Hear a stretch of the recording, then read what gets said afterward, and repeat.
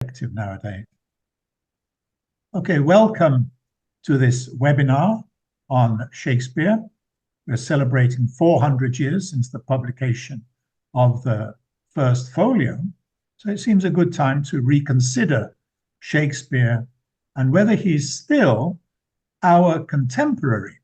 I've chosen that title with a question mark because 50 years ago, exactly, a classic book of criticism on Shakespeare was published called Shakespeare, Our Contemporary by Jan Kot, a Polish critic. And it's had enormous influence on Shakespeare interpretation and productions.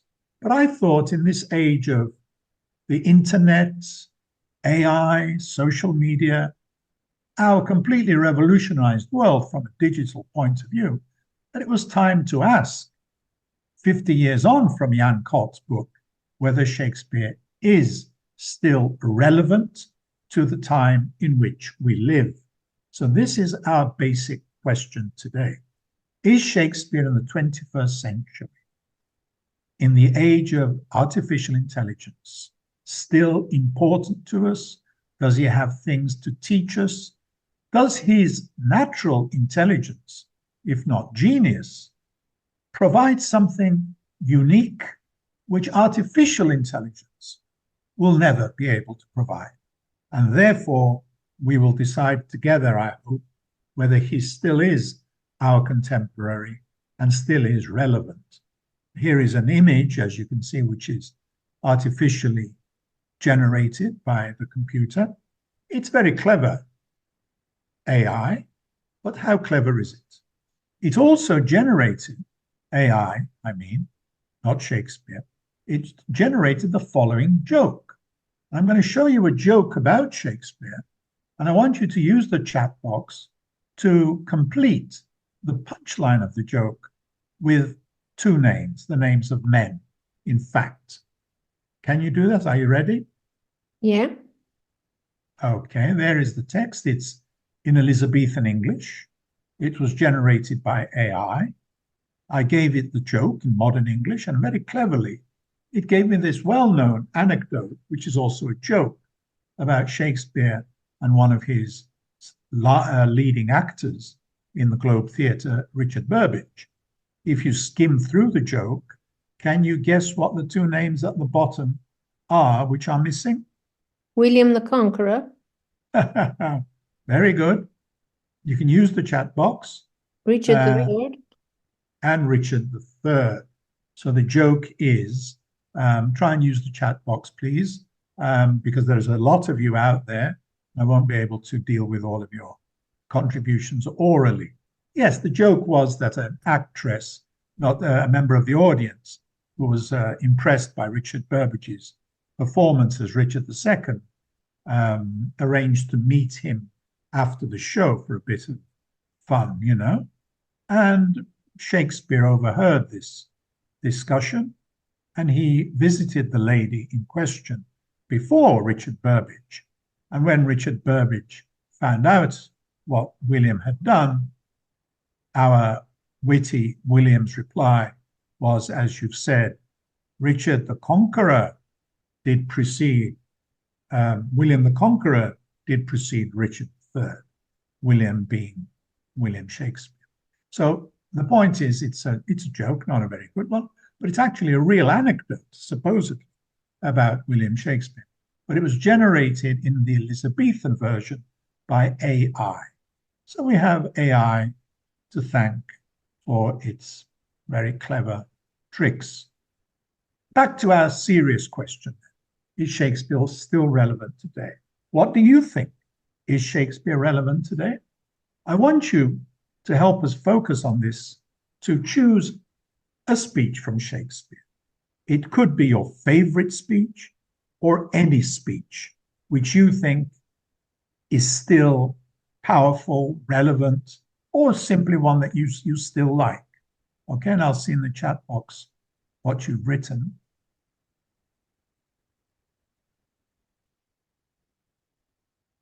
Did you write something, Penelope?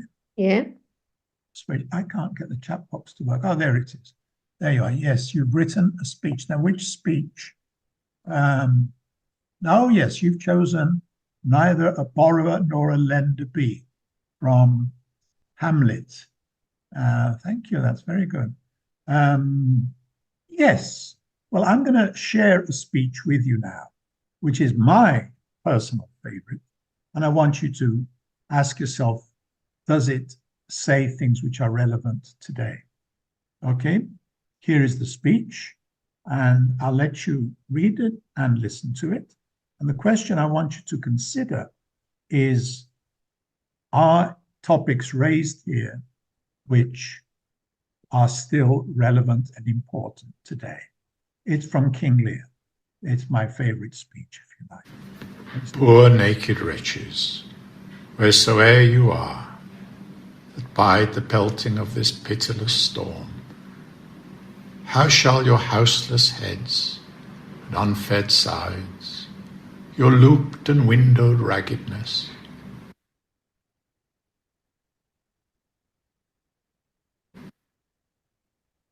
defend you from seasons such as these? Oh, I have ta'en too little care of this. Take physic, pomp.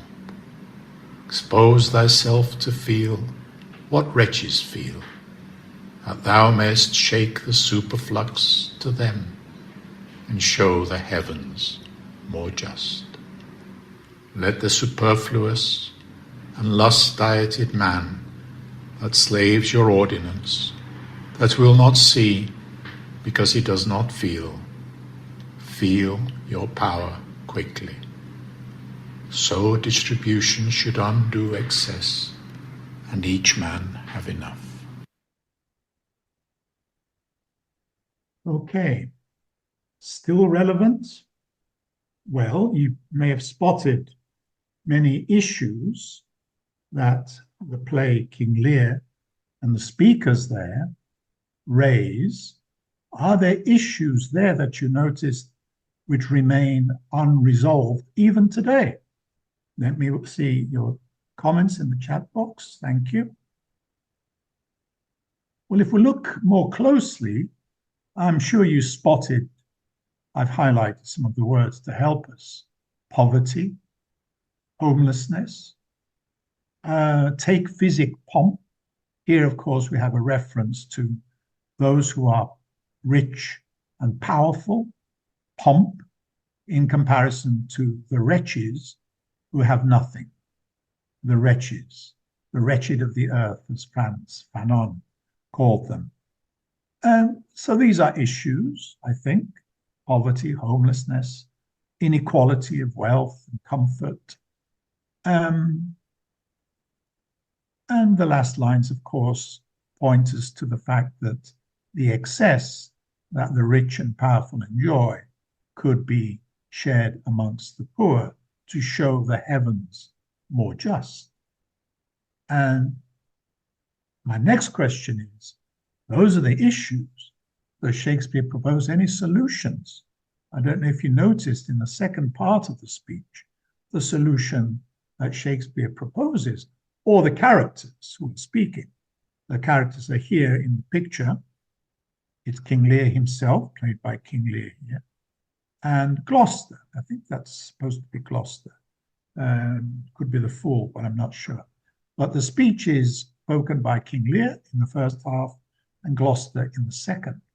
And in Gloucester's part, this part, we have the solution. Now, whether it's Gloucester's or Shakespeare's, I don't know. You can decide as we go along. Let the superfluous and lust-dieted man that slaves your ordinance, that breaks your rules, see because he does not feel, that feel your power quickly. And the solution, so distribution should undo excess and each man have enough. I think that's very clear and very modern, I think, as a statement about the redistribution of wealth, so there is more equality between rich and poor. Now, what Shakespeare means by that exactly, we'll explore as we go along. But let's take that on board and ask now, generally speaking, from your knowledge of Shakespeare, first-hand or second-hand, what is it that this writer cares about? What does he write about? A lot. Can you guess the most common noun in Shakespeare's plays, the most common topic, if you like? Make a guess. Which word is the most frequent in all of Shakespeare's plays? The noun that we're thinking about nouns. Do write your comment in the chat box, which I will try and follow. Guess the word or the topic which is most common. Now, Penelope from Italy has given us the word love. Let's see. Was she right? Well, not bad.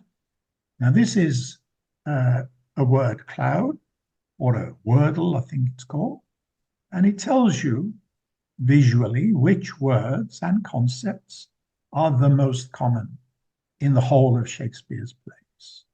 And love, indeed, Penelope from Italy, is predominant theme.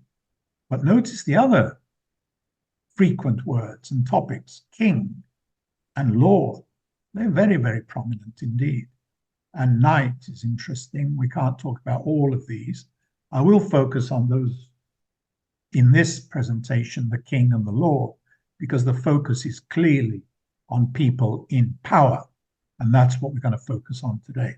Love we can save for another time, and it has great importance, of course, in Shakespeare, many-sided, myriad-minded Shakespeare. So let's focus on the aristocracy, those in power, and what they do with their power. Remember the structure of power in Elizabethan times.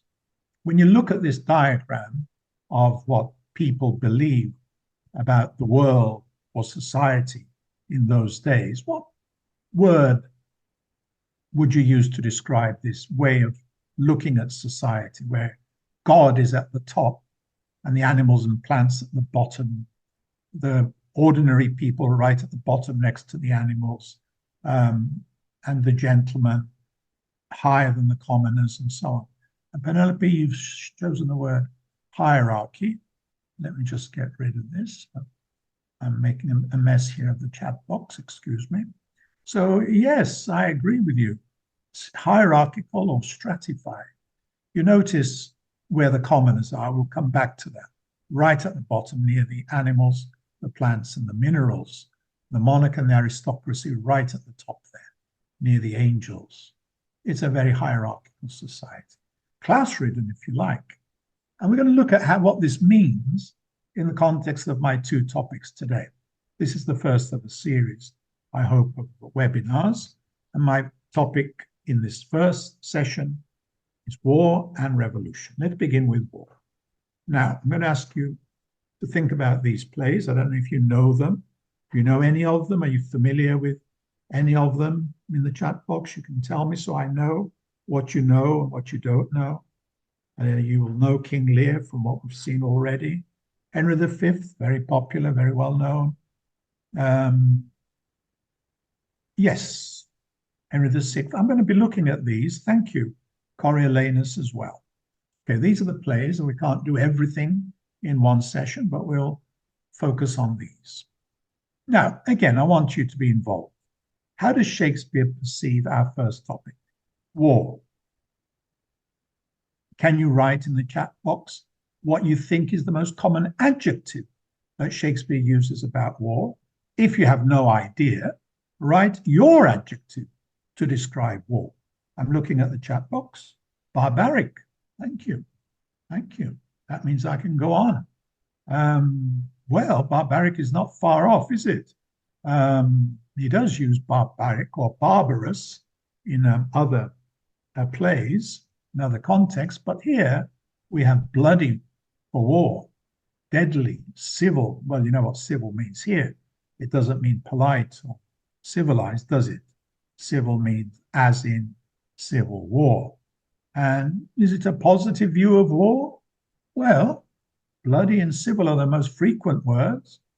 Cruel is a frequent word. Deadly, savage, you see. Glorious is there, not so frequent. Noble is there, bottom left, not so frequent. It's interesting, isn't it? It's predominantly negative. But if we look at another set of frequent words about war in Shakespeare, we get a different picture, almost a contradiction.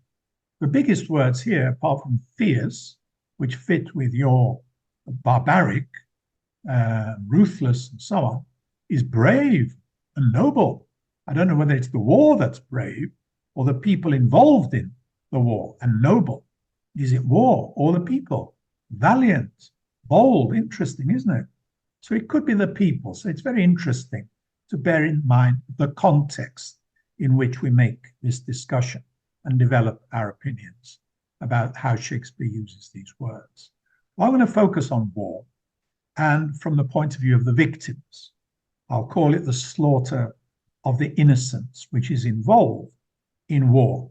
And the picture will remind you, sadly, that this issue of war is still with us, and the consequences for the innocent children of war are sadly still present. So, here is from, you may guess the play if you like. I'd like to see you write in the chat box. I won't say which play it is till one few seconds have passed, so you can write your own name for the play. But I'm going to ask you to think about what the king here, who is Henry IV, is saying to his son, Prince Hal. He's giving him advice about war. It's from the play, Henry IV, okay, part 1 or part 2, I can't remember which now. And he's giving advice to his son. I wonder, can you guess what he's saying to his son about war? Prince Hal is going to be the future king, right? Henry IV took power with a coup, if you like. He assassinated or had killed the previous king, Richard II. And now he's giving his madcap son, Prince Hal, advice about war. Any idea what he's saying to him? You don't have to know everything, but you can guess.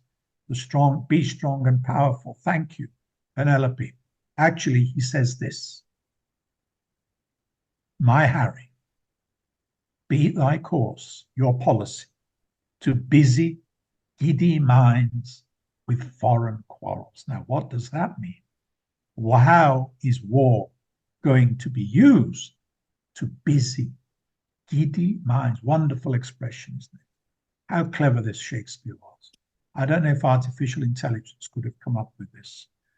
Well, here, he means distract the attention of the crowd, the giddy minds, or other people's attention from their other preoccupations by creating foreign quarrels. So you cause a war to distract the busy minds who interfere with your policies or who may be weakening your power. So giddy means easily confused, easily distracted. Now, everybody, is Henry's advice about war to his son still relevant today? Do politicians today still follow this advice? Do they use war as a distraction? Okay, do they still do it? Well, let's see.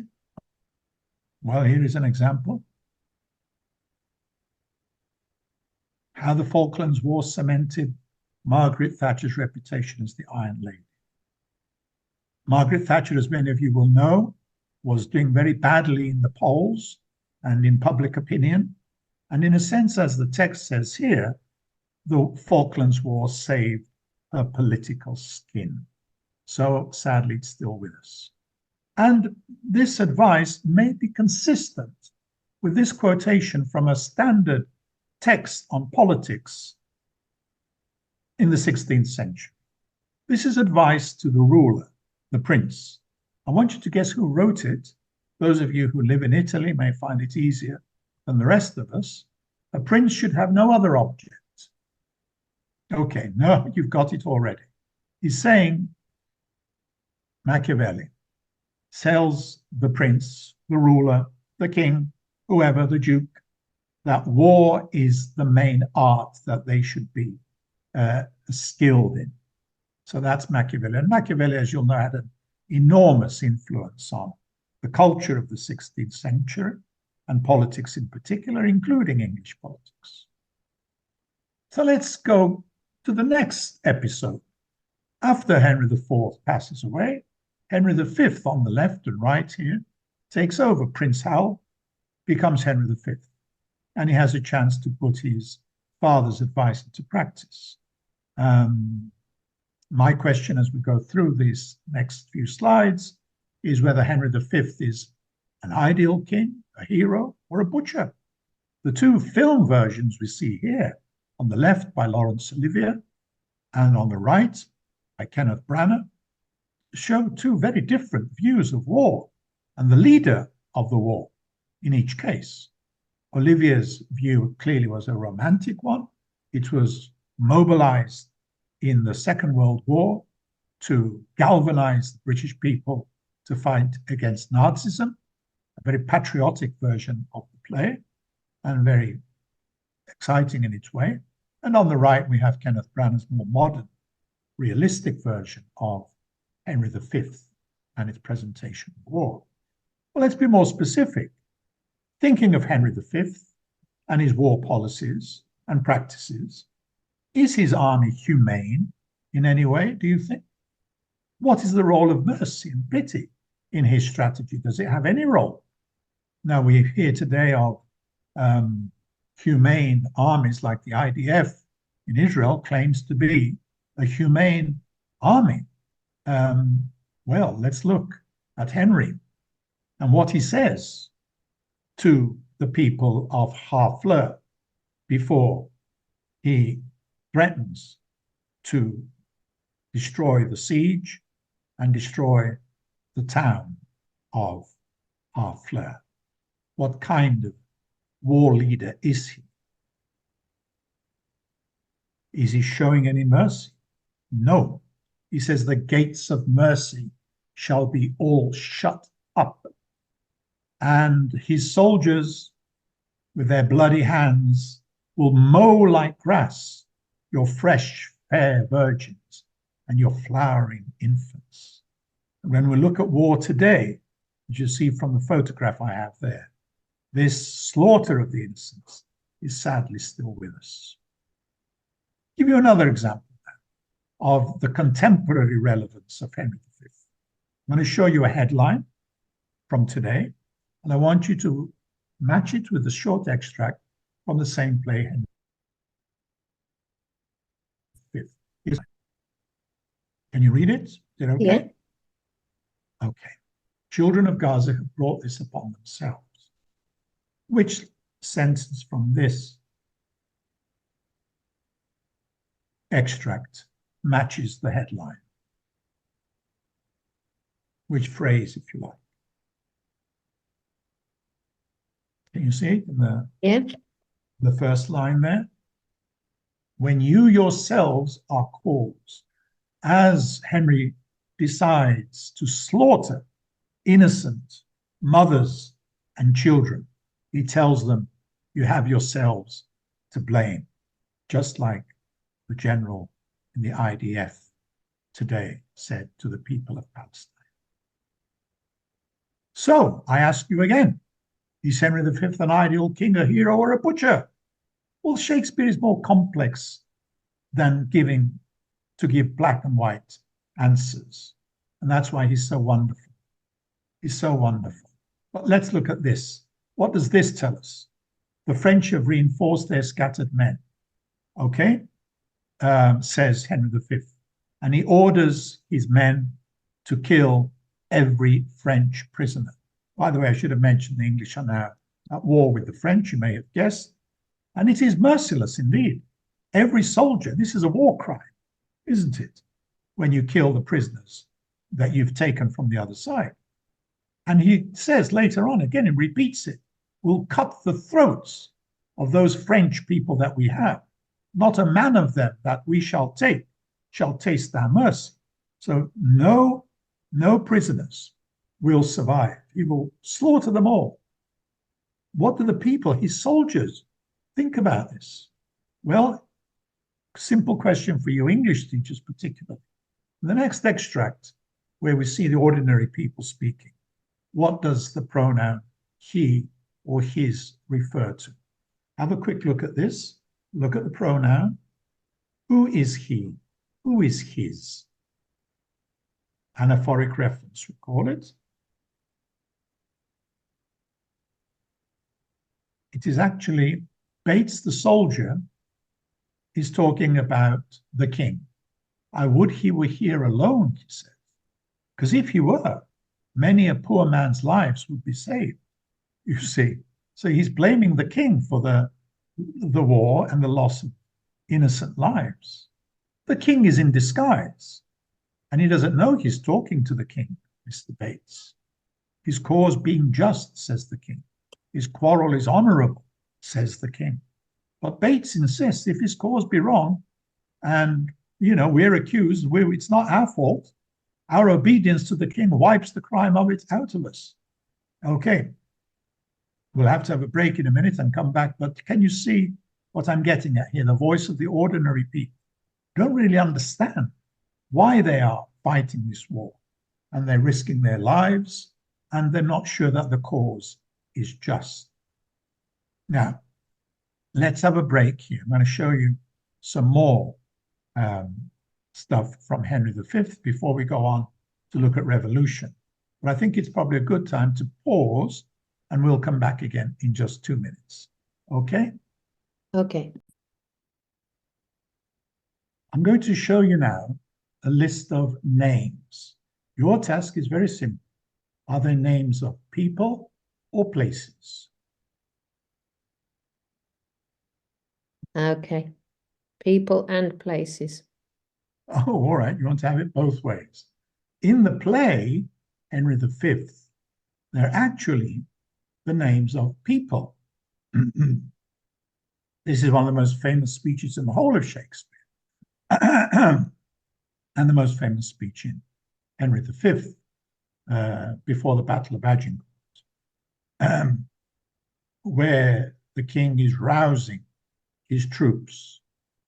And part of the speech appeals to the aristocrats, Bedford and Exeter, Warwick and Talbot, Salisbury and Gloucester, okay, and promises them that their names will be forever remembered in the future.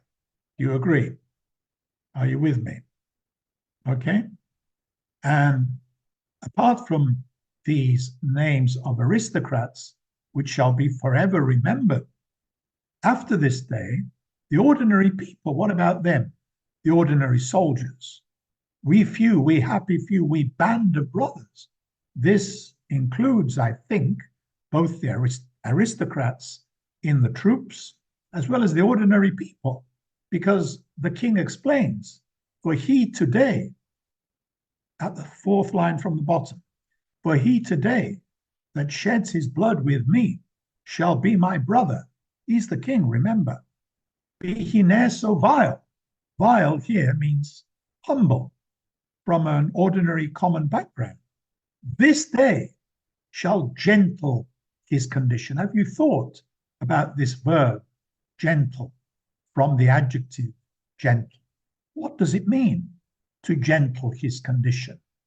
Any offers, particularly the English teachers amongst us? To gentle someone's condition means what? He's addressing the ordinary people. What does he mean by this verb? Well, if you're stuck, I can help you. He means to make them into gentlemen or aristocrats. At the moment, they don't have a title. They're not names like Bedford and Exeter, Salisbury and Gloucester, are they? But this battle will make them into gentlemen, although they're just commoners, peasants.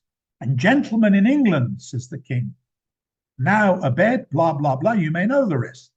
You see, they're going to lose out by not being here. But these ordinary common people with no name, remember, they're anonymous, will become gentle.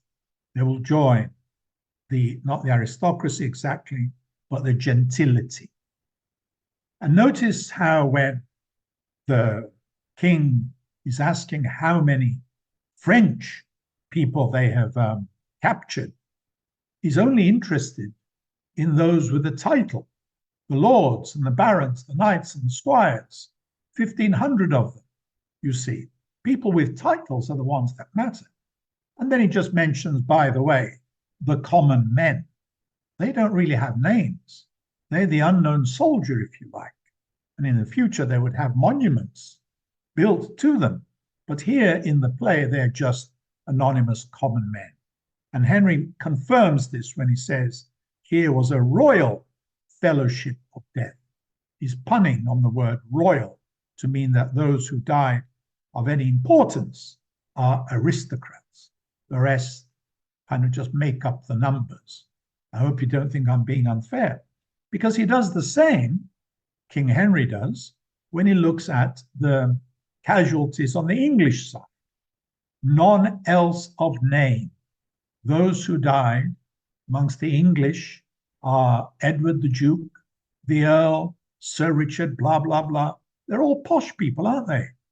None else of name, he says, as if they don't really count. They don't have a name. They're anonymous. All right, let's pause. Stay with Henry V and the wonderful character I'm showing you, who is also, you will see, full of contradictions, just like we saw the king full of contradictions between being heroic and being a butcher. Who is this character here who is so full of contradictions? From Henry IV, he is, his name, anybody? You must know this, played by Orson Welles in The Chimes at Midnight, and it is the character. Are you using the chat, Lo? Because I can't see anything here. I've switched the chat voice off. Ah, yes. It's in the Okay. chat. Yes, upper class. You haven't written false stuff, but never mind. I have written false stuff Where is it? I can't see it. in the chat. Well, never mind. It's not the end of the world. Okay. It's Can't you false. see that? You can't see the chat then. I can see it. You wrote upper class. And And then then- of title with a title, false stuff. Well, it may be covered by something. Not to worry, we'll come back to it. You need to scroll up or down. On we go. Now, false stuff during the war, the Civil War. Now, musters recruits for the war. Now, we're going to hear him talking about this job he has of recruiting ordinary men to go and fight. Which words does he use to describe the recruits? And what does this tell us about his attitude towards the recruits? See if you can see now. Well, are you writing? I've written. One new message. Let's see. Ah, fodder. Thank you. I had to press something. Good. Fodder.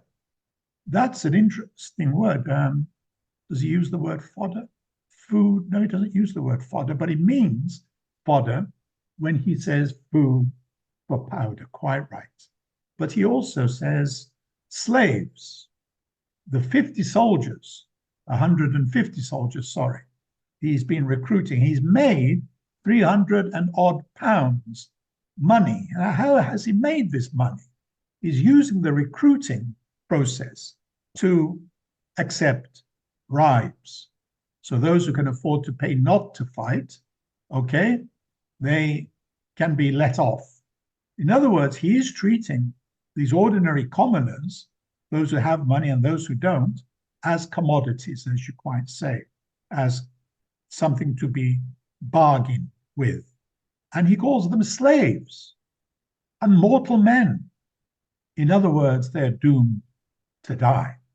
They are food for powder, as you said. Cannon fodder. And that's Falstaff. A huge contradiction, right? A wonderful character, but pretty nasty when you think about the implications of what he's just told us. And here the play ends in two contradictory ways. I'm going to go to the end very briefly. And like a comedy almost, it ends with marriage. You will know that tragedy means people die at the end, and in comedy, they get married. Now, King Henry here is getting married. Who is he getting married to? The Princess of France, okay, Catherine. And he tells us very explicitly not only has he conquered France, and he's going to make it all his, every village, quite an imperialist when you think about it, he's also going to take Princess Catherine as his wife. But the other ending, and I'll pause here to rest my voice, as you listen to the other possible ending of this play, and it's an impassioned speech for peace, spoken by the Duke of Burgundy to the leaders of France and England.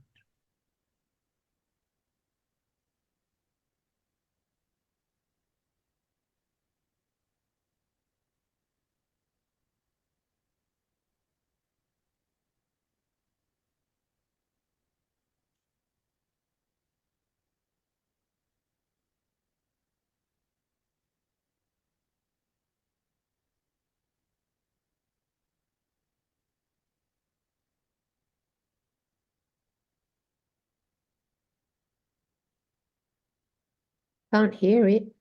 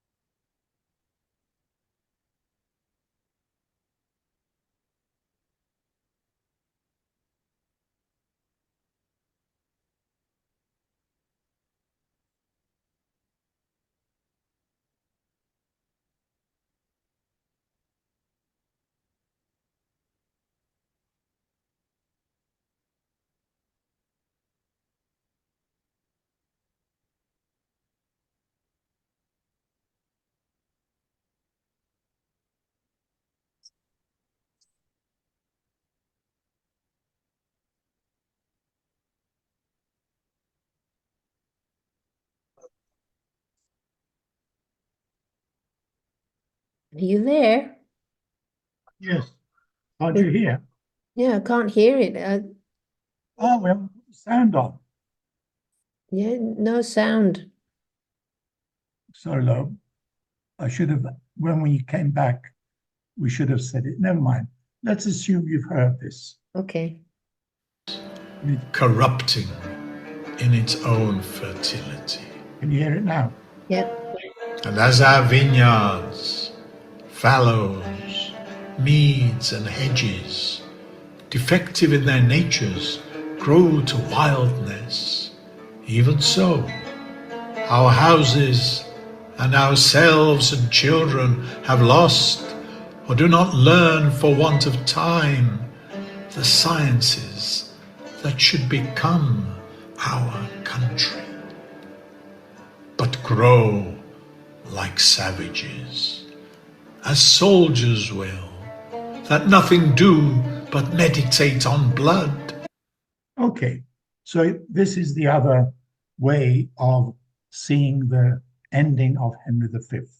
One is to follow Henry V himself as the hero who conquers France with all the blood and sacrifice we have seen.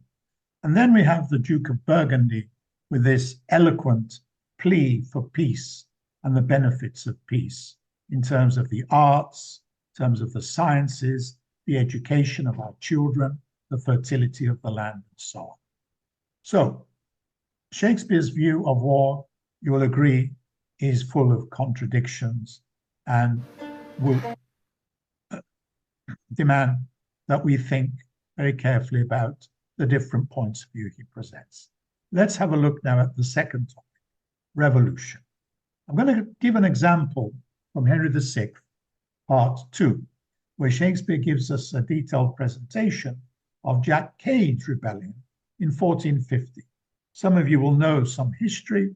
Can you tell me any one cause of this rebellion against the state in 1450 by the peasants, Jack Cade and his men? Let me go to the chat box to see if you have any ideas why people rebelled in those days. Taxation, thank you.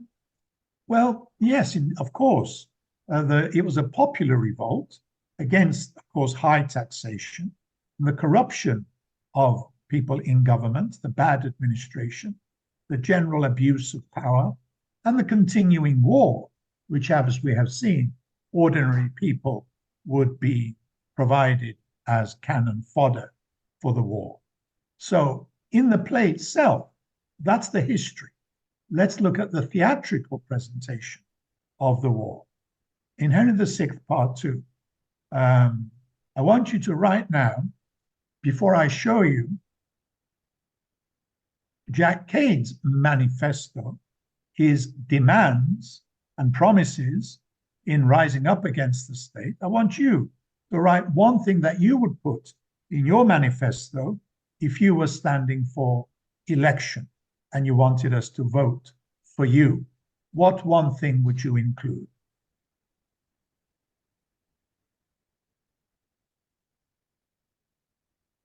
Okay. One of you has said equality. Others have said fairness. Well, let's see what Jack Cade's manifesto says. Is your suggestion in the list? Jack Cade's manifesto. The first 4 proposals have to do with education. Do you agree with any of those 4 suggestions? Close the grammar schools. Ban the teaching of grammar. Come on, you English teachers out there. Do you agree with banning the teaching of grammar? Making literacy a criminal offense, and only English will be spoken in the land henceforth. The second set is about food and drink. Cheap bread, do you agree with that? Lots of good beer, do you agree with that? Free wine, you agree. You like the idea. What about killing all the lawyers? Closing the courts? Banning the study of the law? The Inns of Court will be closed. Do you agree with that? Extreme, a little bit. There will be no money anymore. A moneyless society. You like the idea. And all citizens will wear the same uniform, just like being at school, isn't it? Do you like that? What about all things being in common? You say that is communist. Well, let's see how Shakespeare presents these rebels. And I want you to tell me whether he is with the rebels or against them. And how do you know? Okay? Is he presenting them as in a realistic way, a satirical way? Is he for them or against them? Here's a little extract.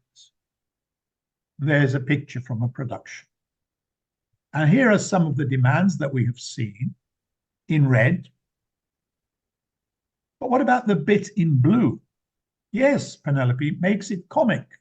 When you see Jack Cade is rabbiting on about all the things that he was going to introduce in his new state, he then tells us he will be worshipped as their Lord. And this, of course, deflates and debunks their claims.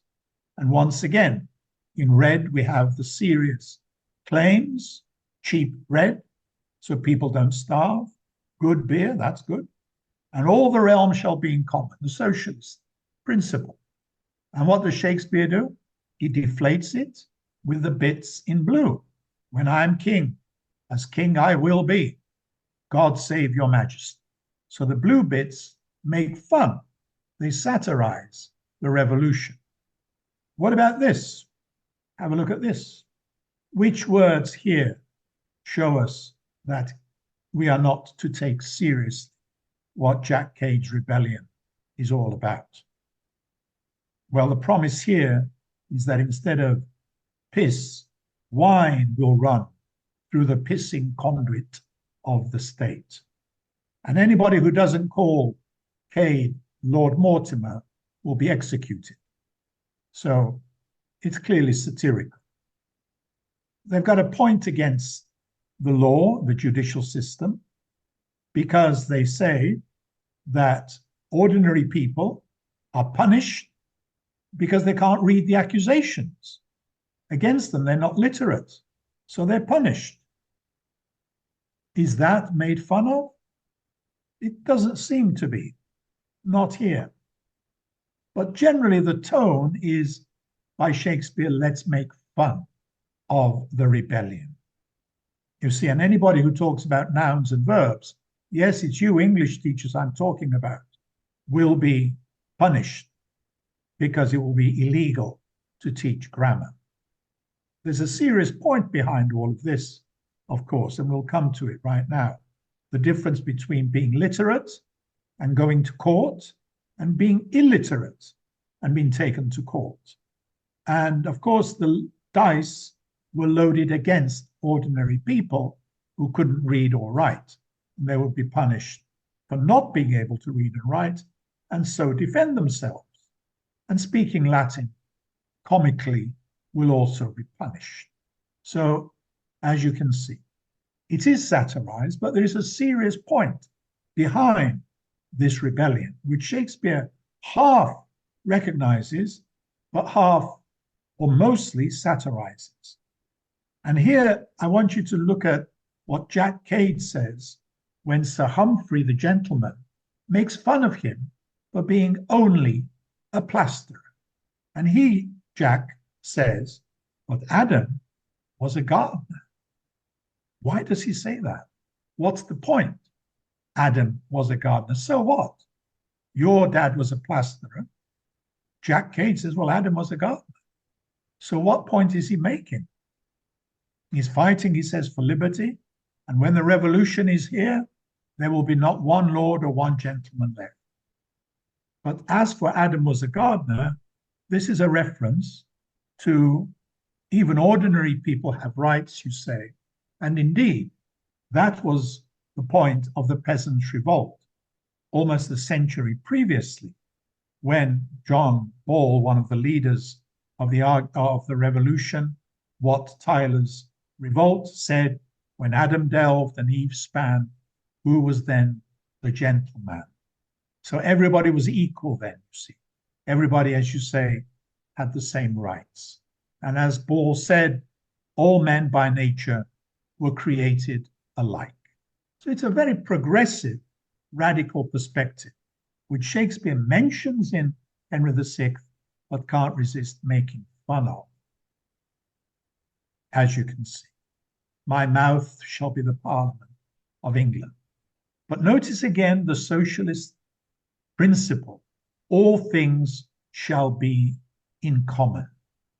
Now, does Shakespeare ever talk about this in any other play that you know of, about a possible future communism? Do you know of any other play where this comes up? It's not the last time. This is indeed The Tempest. Well done.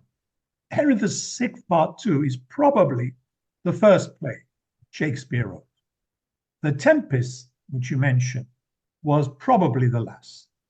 And in his last play, he comes back again to all things in common. In a speech inspired by Thomas More's Utopia, spoken by the good man Gonzalo. Gonzalo is a gentleman, he's an aristocrat.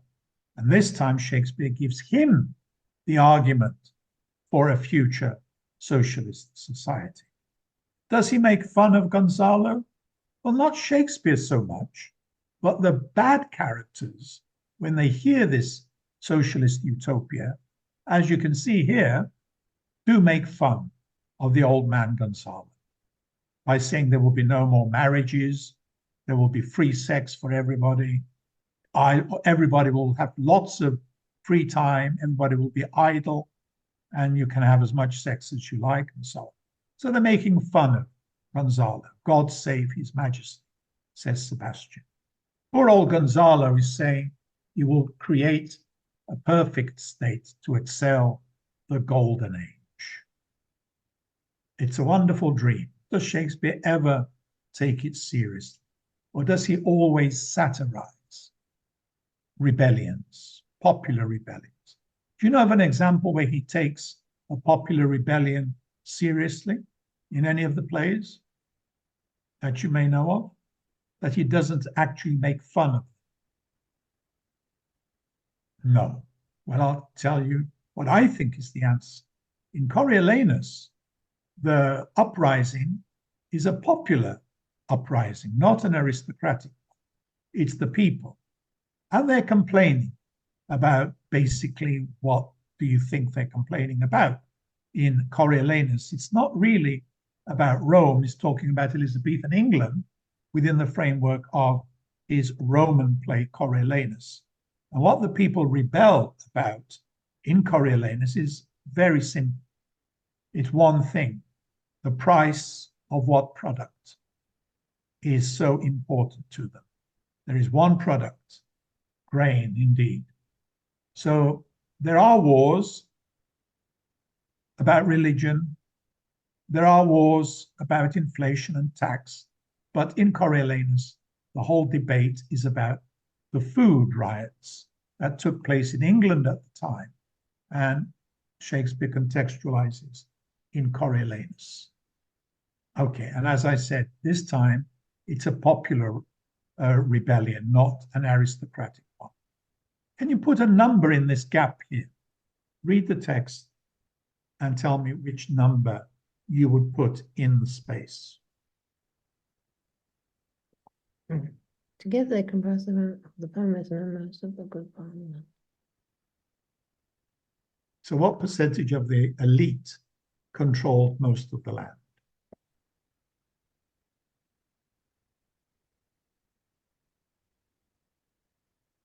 %2 of the elite, the aristocrats, the privileged, they owned most of the farmland. So it's you can see a very unequal society. And as we said, the rebellion in Coriolanus is about the price of corn. And the people are hungry, they're dying of starvation, because they blame the aristocrat Coriolanus for keeping them, keeping the corn from them. We shall see why. But they have a very serious reason to revolt, because they argue that because they are poor, they're starving, and what the rich have, the leftovers would be enough to feed them. But the rich are not prepared to do this, particularly Coriolanus, the very ambiguous hero in Shakespeare's Coriolanus.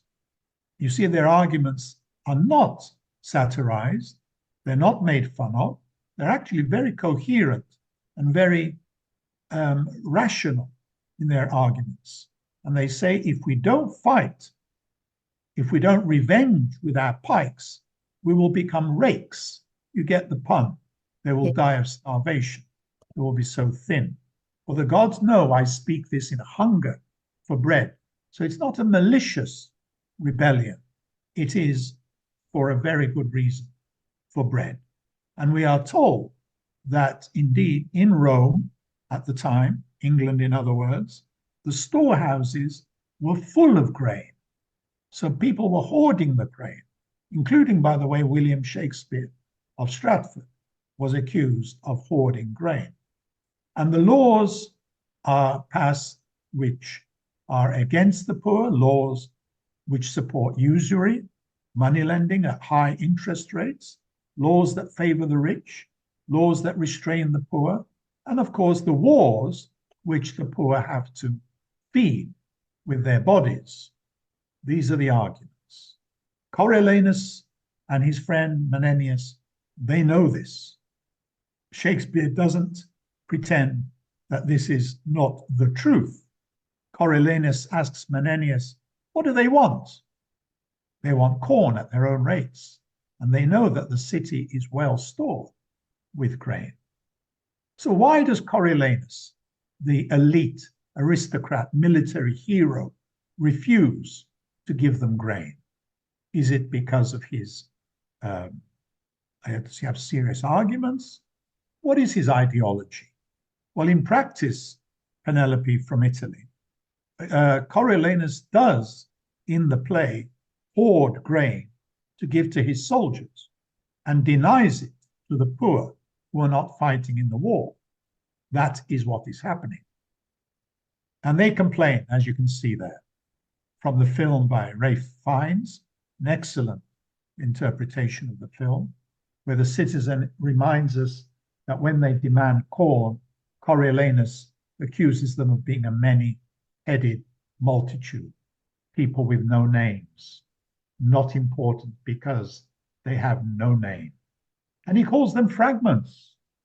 Fragments. What kind of thing do you call a fragment? Can you call a human being a fragment? Martius, by the way, is Coriolanus. Go get you home, you fragments. What does that tell us about how he sees common people? What is he comparing them to? Well, you remember that picture I showed you of the hierarchical society? You remember? Yep.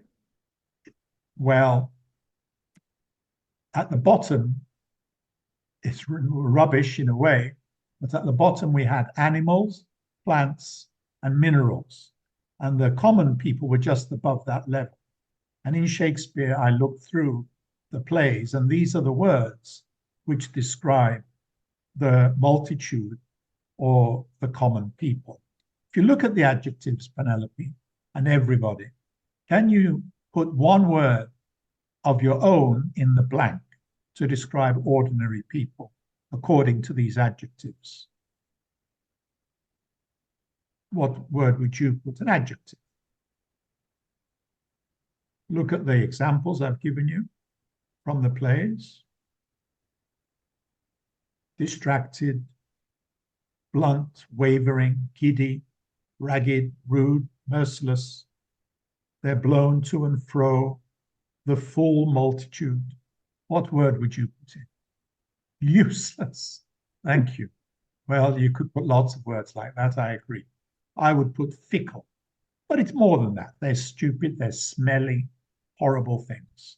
And this is, well, I was going to ask you to guess, but the most common words that Shakespeare uses in describing the multitude are these. Which are the most prominent? If you look at this word cloud, which words stand out for you? Which are the most frequent words that Shakespeare uses about the ordinary people? Base is a big word there, isn't it? It's very frequent. I think rude is even bigger. And rude, of course, is a much stronger insult than it is today. So it's a very, very negative overall point of view about the ordinary people and their problems, as you can see from the adjectives. But, as I've said in Coriolanus, we have a somewhat sympathetic presentation of the ordinary people and their problems, and a critical presentation, if not contradictory, of the hero. There he is, Coriolanus, who insults the people by calling them curs. You know what curs means? You common cry of curs, dogs whose breath I hate, you see. And they banish him from Rome for his arrogance and everything, as you will know, and he goes over to the enemy. But he says to them as he turns his back on them, there is a world elsewhere. And he leaves Rome and goes to fight the enemy with the enemy of the people. So, my friends, to finish, I ask you, is Shakespeare still relevant today? I can sum up by listing some of the issues which most of them have come up today. And are these still relevant today? From poverty to environmental destruction, as mentioned by the Duke of Burgundy in his speech about peace, the futility of war, the horror of war. Do you agree with me that these are issues which are still very relevant today? Are there any other views here? Have we solved these problems today? Can you tell me one that we've resolved for good and proper? Have we? Any of them? I think the answer seems to be no, we haven't. So to sum up, when we think of Shakespeare, and is he still our contemporary? Is he still relevant?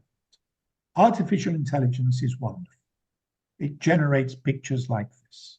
It generates funny texts, very useful texts, I know. I've used it myself on occasion. Shakespeare's natural intelligence, I think, gives us something artificial intelligence cannot give us, the capacity for critical thinking. And when Shakespeare contradicts himself, when he presents different points of view, I wouldn't say this was a weakness. I would say it's why I love him and why I think he encourages the audience to think critically.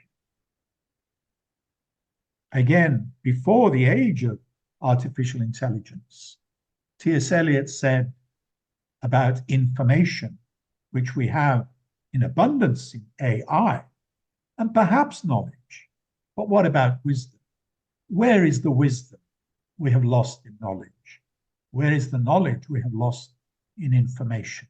I don't think artificial intelligence gives you knowledge necessarily. It's what you do with it, if you understand it. I mean, I got from AI, I got all those adjectives and nouns about Shakespeare's plays. But it will only become knowledge instead of just information if I understand the significance of those adjectives and those nouns. And it becomes wisdom. When does it become wisdom? How is wisdom, in your opinion, different from knowledge? Any ideas? I will finish in just 2 minutes. But wisdom, you see, is when you learn from knowledge. And you learn to be a human being. You learn what's good and what's wrong, what's right, what's wrong, what is morally correct and what is incorrect. It makes you more of a human being. I've nearly finished. And if, as I've said, Shakespeare contradicts himself, I will go to Walt Whitman, who said, very well, I contradict myself. I am large, I contain multitudes. And I think Shakespeare is large.